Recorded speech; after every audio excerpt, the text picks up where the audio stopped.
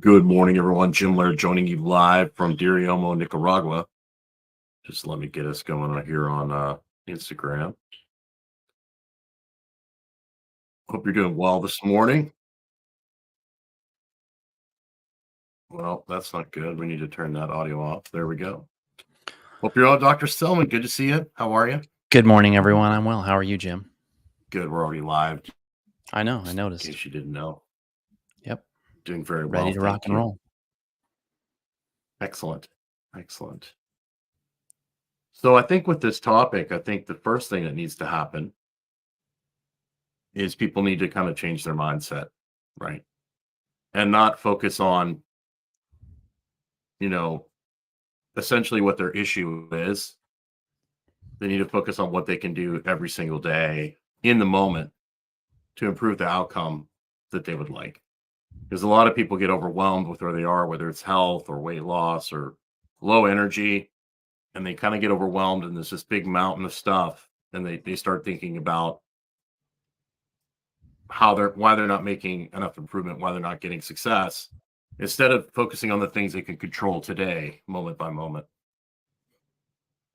Absolutely. Yes. I call that focusing on your wellness instead of focusing on your illness. We see a lot of people Yes. who've spent No. a lot of time focusing on their illness. They've learned everything about it. They've read every article. They've listened to every podcast. They've done every protocol. They've tried every supplement. They've read every book, and they're not any better. They will often come into programs with us with a jaundiced or skeptical view of what we are offering them, thinking, well, what could I possibly learn from this? I've already taken this person's course and I've done this person's boot camp and I did this protocol and that protocol and I've gone to see all these doctors. What are these people going to teach me that's different? But that's what's really unique about the way that we look at things is that I really don't see anyone else in the field who's got this breadth of a view, and that's the benefit of the two of us working together along with our whole team. You have 25 years of strength and conditioning experience, and you really didn't stop at just learning how to put more plates on the weight rack. You hung out with guys And like Rob sometimes that, Wolf. sure. What? Sometimes that's the problem. Sometimes that's the problem. Putting more weights on the weight rack might be your problem. Exactly. Exactly. But Right. it's very much the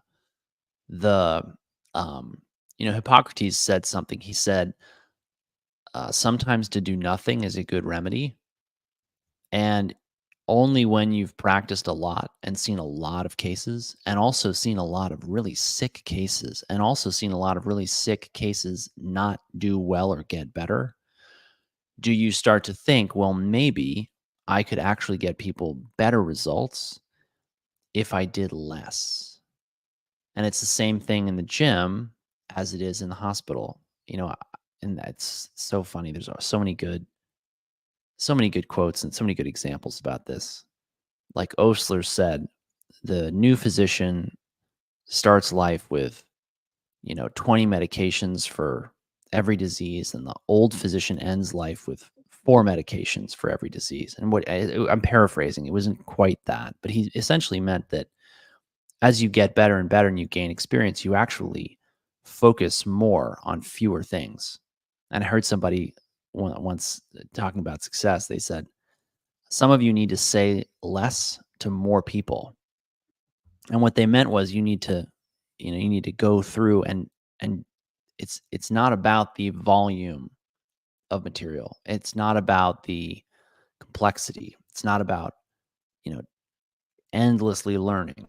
It's actually about implementation, and it's about focusing on particularly the 20% of what you need to do that's going to get you 80% of the results.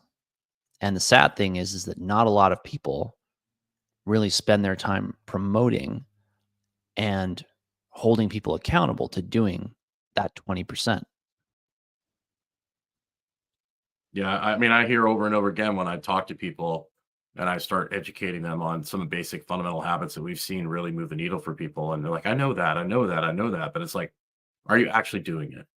Mhm. Do you actually know what it means to relax? Do you actually know what it means to shut off? Are you trying to make an effort to live a more outdoor life?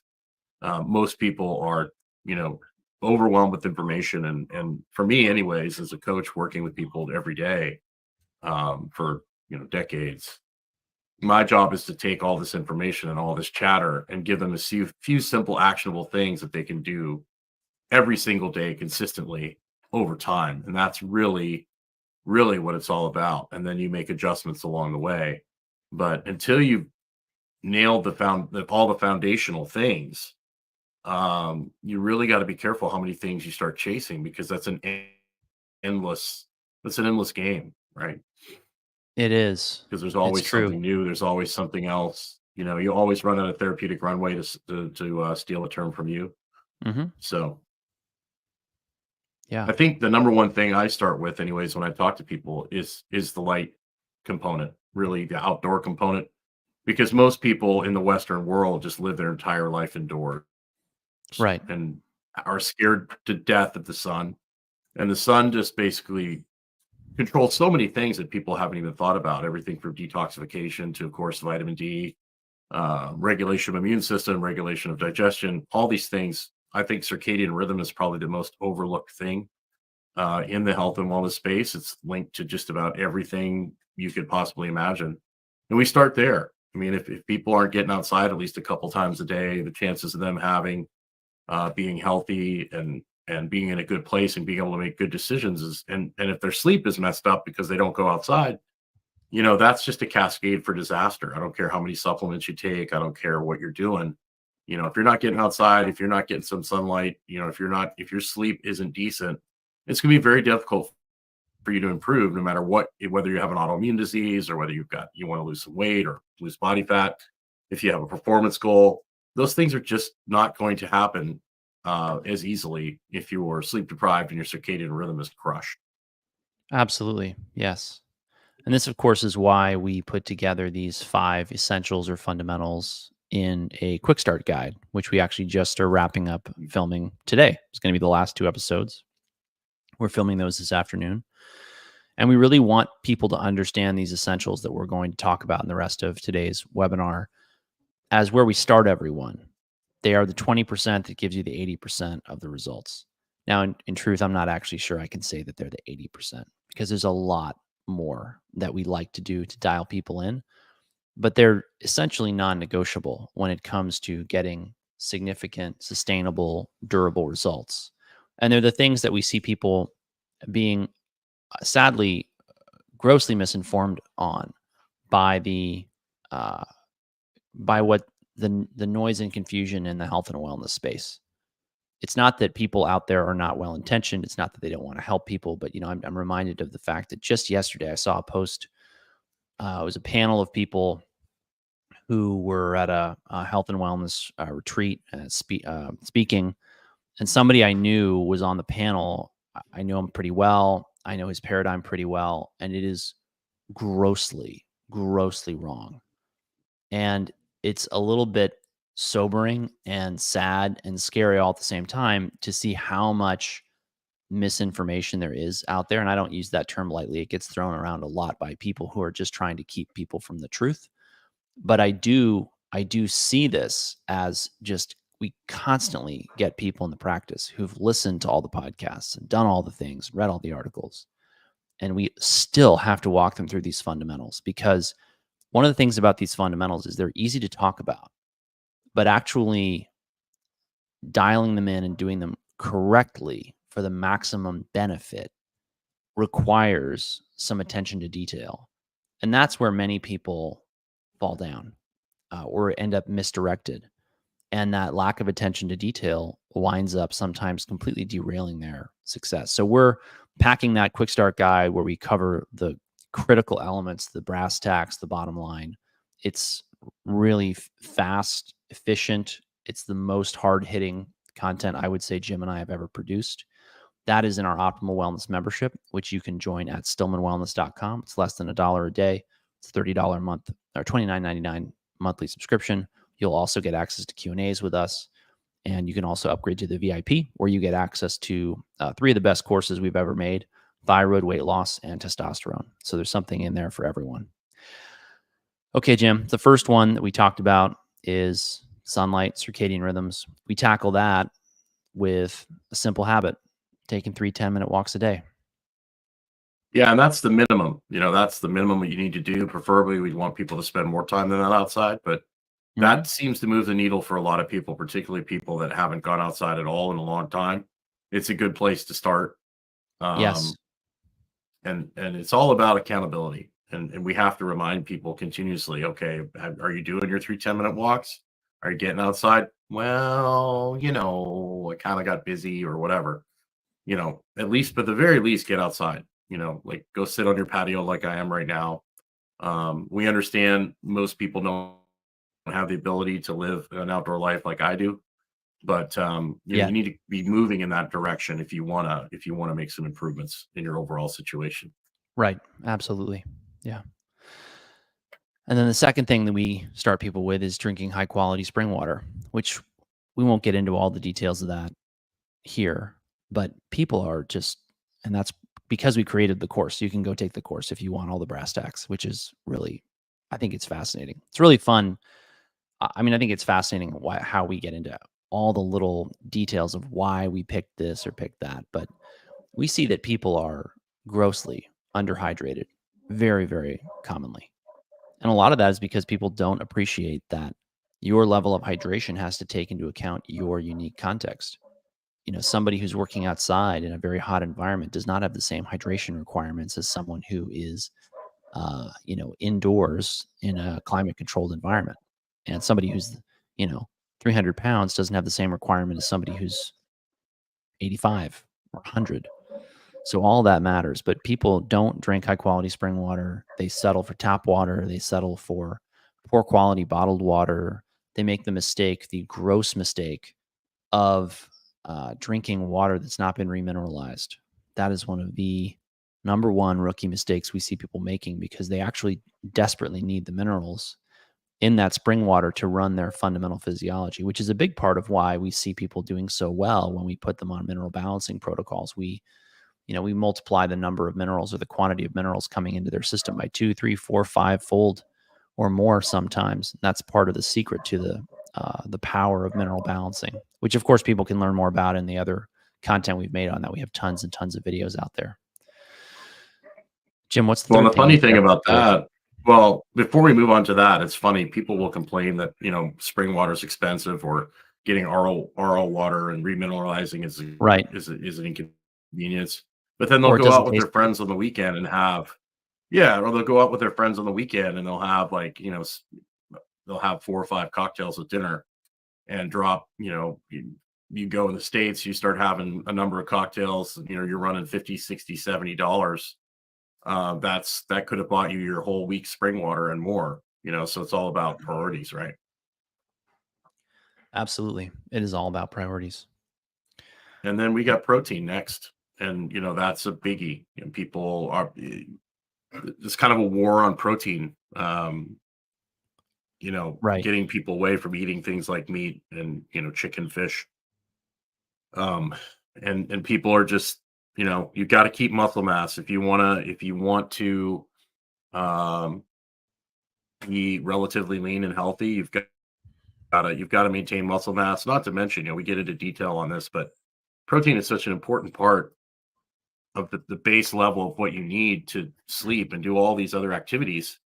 Not alone exercise and work out, the repair necessary, but most people are grossly under eating it, and it plays a huge role in your neural regulation of appetite. So it's a big one. It's a game changer for most people. I mean, most people who are coming to us are dealing with, I'll give a very specific example. They're dealing with fatigue and they're dealing with brain fog. Well, what do you need in order to make neurotransmitters and hormones that support your brain in firing optimally and coordinating optimally, which is what I would say it needs to do in order to not be foggy? And what do you need to make in order to have energy for your cells to create energy? You need hormones, you need neurotransmitters, you need a stable, reliable source of essentially reduced carbon, which is a fancy word for calories that your body can then break down to release energy and make water and CO2. And all of that is a long way of saying that protein is a critical part of the diet. Now, where it's gotten a bad rap, and we unpack this more in the course, which we encourage you all to join the membership and take, because it's a very, I mean, it's stuff you won't hear anywhere else, all in one place. The thing that's happened is people have looked at the diets of those who live a long time and have said, oh, well, the people who live a long time don't eat a lot of protein. Well, very often they're asking them, how much protein do you eat late in life, which is not the same as your requirements in your youth. And the requirements for protein of somebody who's under a lot of stress are not the same as those as someone who is not. If you want to eat a low protein diet, you are going to want to live a low stress lifestyle. And that's just a simple matter of how much protein is going to be consumed making hormones and neurotransmitters, let alone building muscle and maintaining your body's structure. I mean, the wear and tear that we put on the body in the gym or at work or at sport, is not trivial, and it actually can change your protein needs. That's why anyone who's ever coached high performance athletes for even, a moment, they know that you cannot restrict their protein. You might have a target that's not as high for one as another, but it's all tailored to the individual. And that is something that's lost on a lot of people in the health and wellness space who just push this low protein, high plant diet, which in all honesty is a great thing for many people to do as sort of a reset or a cleanse, if you want to look at it that way. But it's not what people need in order to be optimally healthy and achieve their goals long term. Well, on the opposite end of that, we've got people that are so obsessed with fat and eliminating carbs that they actually eat so much. They get so much fat in their diet that they have a hard time getting enough protein in. So we've got that side of it as well. And Right. then getting people to understand, what is sustainable and what is going to last for you over the long term. What might give you results for a short period of time might not be the same as the long term strategy, right? Right. What's fourth on the list, Jim? Get the lights off at night, and Right. that's just goes right in with the first one. Like if you spend more time outside during the day, and then you come home and you're glued to your phone or you're sitting in front of your TV watching Netflix, you've just destroyed your entire day, and And our people have modern just, world. yeah, Go ahead. people have just shifted their days into the evenings, and it's not a good decision. Yesterday, Michelle and I went to downtown Naples and played pickleball for a couple of hours in the evening. And we didn't pick the start time. We let somebody else pick the start time, and they picked 6:30 p.m. And we're driving Of home, and course. I'm thinking to myself, we had a late lunch, we had no dinner. It's 8:30. I'm going to get home in 30 or 40 minutes. I'm going to eat at 9 o'clock, and then I'm going to go to sleep an hour and a half later. And I woke up this morning really tired and thinking, and I said to Michelle, we have to go to bed earlier. And people don't recognize how many things they're shifting into their evenings and how much better they feel when they shift those things into the afternoons, the middays, and the mornings. And they're not protective of their time enough. They allow things that do not matter to take precedence over the things that matter most. And that's a lot of us helping people comes down to helping them define their priorities. Because one of the number one reasons that we see that people fall ill is that, and feel that they need our care or our coaching, is that they're falling short in some critical aspect of their life, but it's because they haven't been willing to sacrifice things that needed to be sacrificed for them to achieve a goal. Maybe that's their cocktails with dinner. Maybe it's their, current consumption of fried foods. Maybe it's their tap water. Maybe it's their soda. Maybe it's their exercise addiction. We see it all. But at the end of the day, people need to realize that success ultimately is about a lot of trade-offs, and you cannot do it all. I read recently someone made a comment, you can't win a gold medal in two sports.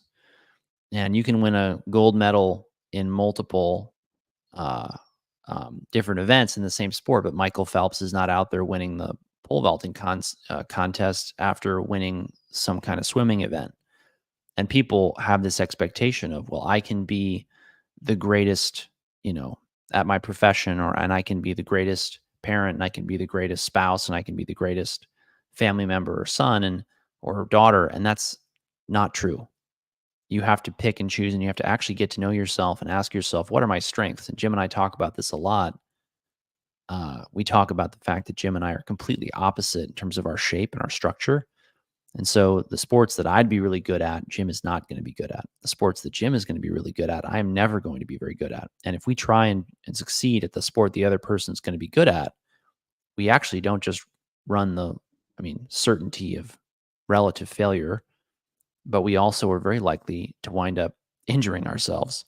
Or in Jim's case, if he jumps into the water, which is a place where I'm very comfortable, I love diving, he's likely to sink and drown.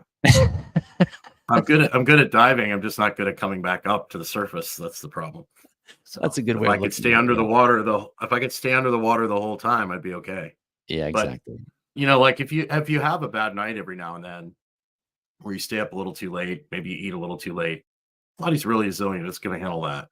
Yeah. But if you're doing it night after night after night for years and years upon end, it has consequences, and most people don't think about these things. Right. And there's a lot more that we have to share in the course. So jump in, enroll, take it. You'll get a lot out of it.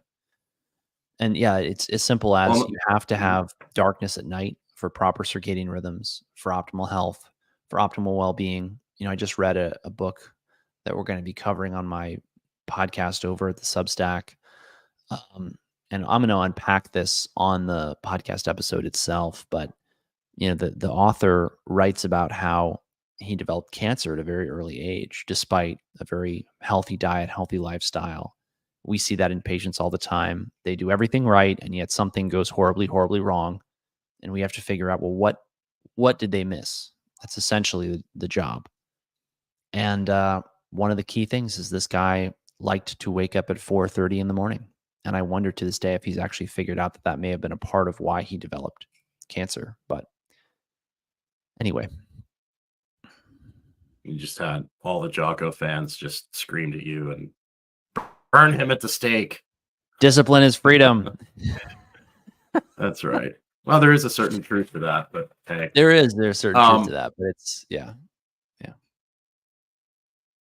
If you're watching, please give us a like. Please share. It would really help us to spread the word on this. We're really trying to help simplify things for people. There's so much confusion out there. So if you could help us spread the word on that, we'd appreciate it. And the last one is often overlooked is the social connection of it. And, one of the books that I've given away probably hundreds of copies to over the years was The Great Cholesterol Myth. And they go over a number of studies that they did on people. There was a group of people in Pennsylvania. It was kind of like a mining town, industrial town, didn't have the greatest diet. A lot of them smoked and drank. But they didn't have negative health outcomes. And they figured out over time, it was that the fact they had great community, great social connection, people weren't lonely, people were not disconnected. That was a huge factor. So that's a massive factor. And people are more connected now than ever, but people are lonelier than ever. There's more SSRIs, there's more antidepressants, there's more people, binge drinking, because I don't think people are connecting. Before I left Florida, I remember I was at Chipotle or something like that, and there was a group of teenagers. They were all around the table, and they weren't talking. They were texting each other, and it was just like, this is like the Twilight Zone, right? And so we've basically created this world where we're always in contact and always on the phone, but we never have these personal, meaningful interactions, right? And so that's a super important part of this whole process is getting to know people, getting to have people that you connect with and you can have a meaningful relationship or with, and that's just been totally obliterated in today's world. It has. And I think that it's one of the things that I think modern science has done the poorest job of studying in a rigorous way, in part because it's very hard to study.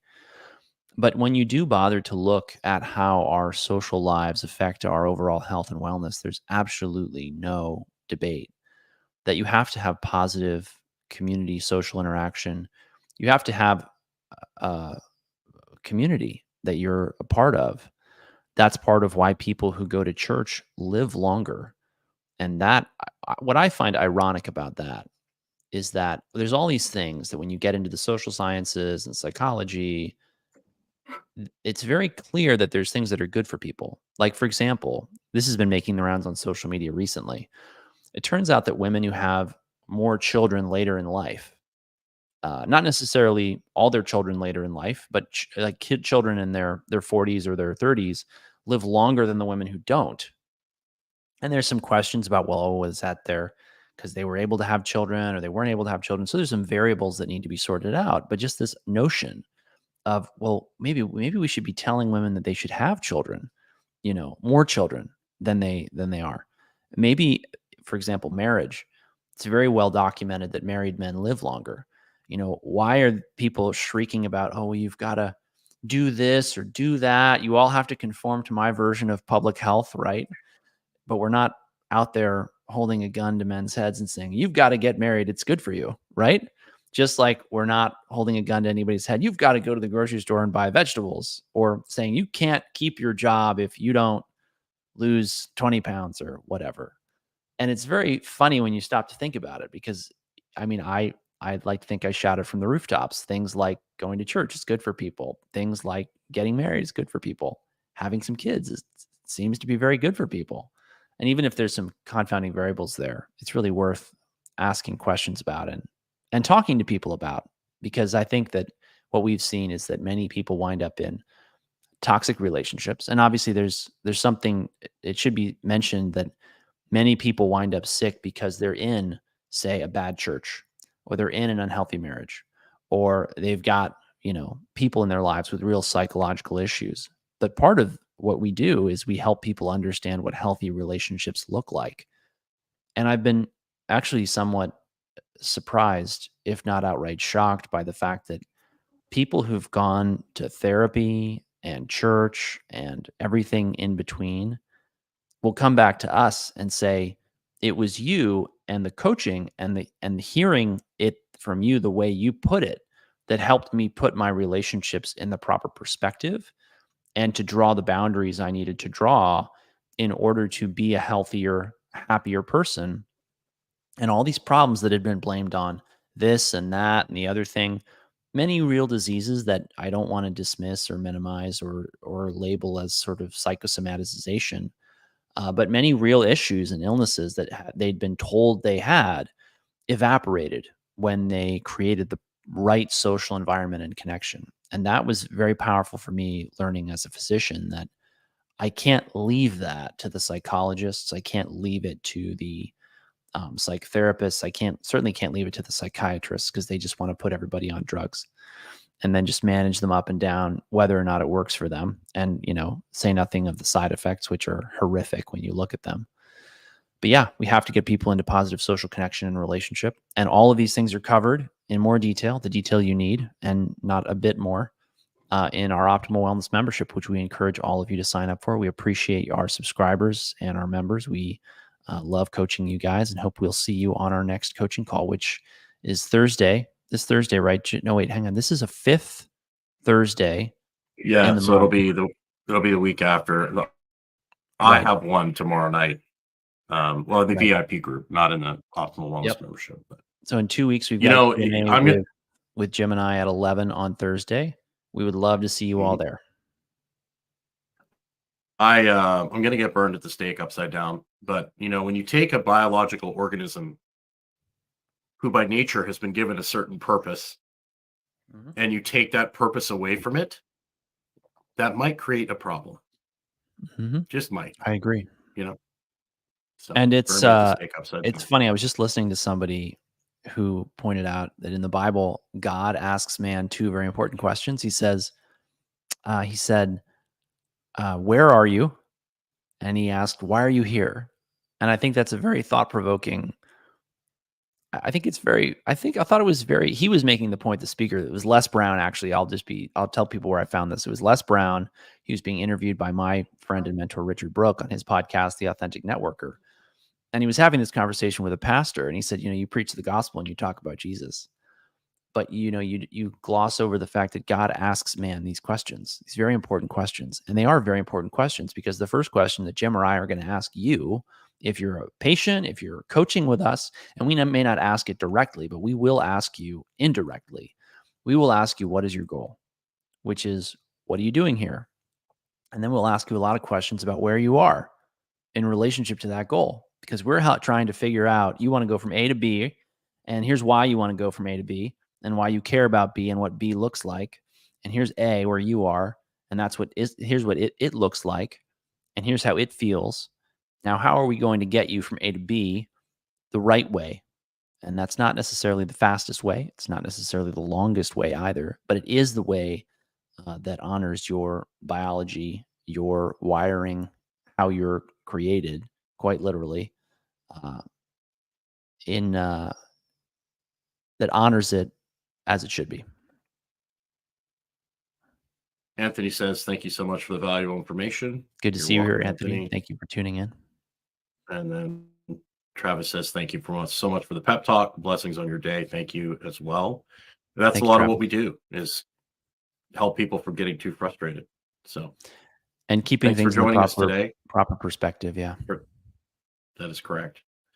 And avoiding the complexity and the overwhelm of the information fire hose that you are presented with every day when you open your phone or computer. So absolutely. I hope Yes. you guys have a wonderful day.